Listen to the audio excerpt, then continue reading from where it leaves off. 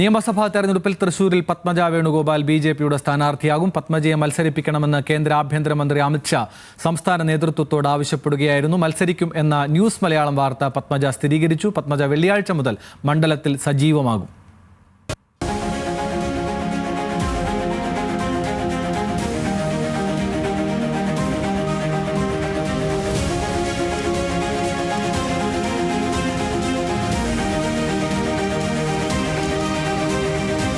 തൃശൂരിൽ ബിജെപിക്ക് വേണ്ടി ആര് സ്ഥാനാർത്ഥിയാകുമെന്ന നീണ്ട ചർച്ചകൾക്കും അഭ്യൂഹങ്ങൾക്കും ഒടുവിലാണ് കേന്ദ്ര നേതൃത്വം പത്മജ വേണുഗോപാലിന്റെ പേരുറപ്പിക്കുന്നത്. തൃശൂർ MP സുരേഷ് ഗോപിയുടെ പിന്തുണയുണ്ടെങ്കിൽ മത്സരിക്കാമെന്ന് പത്മജ കേന്ദ്ര നേതൃത്വത്തെ അറിയിച്ചിരുന്നു.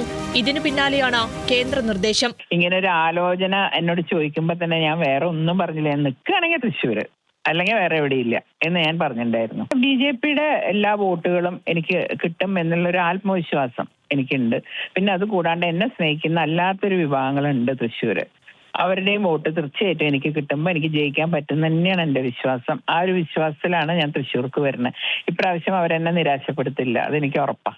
ലോക്സഭാ തെരഞ്ഞെടുപ്പിലെ സുരേഷ് ഗോപിയുടെ വിജയത്തോടെ തൃശൂർ നിയമസഭാ സീറ്റിൽ MT രമേശ് ഉൾപ്പെടെ പല BJP നേതാക്കളും കണ്ണുവച്ചിരുന്നു.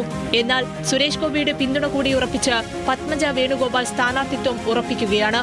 സഹോദര തുല്യനായ സുരേഷ് ഗോപി പ്രചാരണ രംഗത്ത് കൂടെയുണ്ടാകുമെന്ന് പത്മജ പറഞ്ഞു. ഞാൻ സുരേഷ് ഗോപിയും തമ്മിൽ ഒരു രാഷ്ട്രീയ ബന്ധത്തിനേക്കാളും അപ്പുറം ഒരു സഹോദര ബന്ധമാണ് ഞങ്ങൾ തമ്മിൽ. അതുകൊണ്ട് തന്നെ ഇപ്പൊ രണ്ടും കൂടി ആയപ്പോൾ എനിക്ക് സന്തോഷമുണ്ട്. തീർച്ചയായിട്ടും സുരേഷ് ഗോപി എന്റെ കൂടെ ഉണ്ടാവും എന്നുള്ള കാര്യത്തിൽ യാതൊരു സംശയവുമില്ല.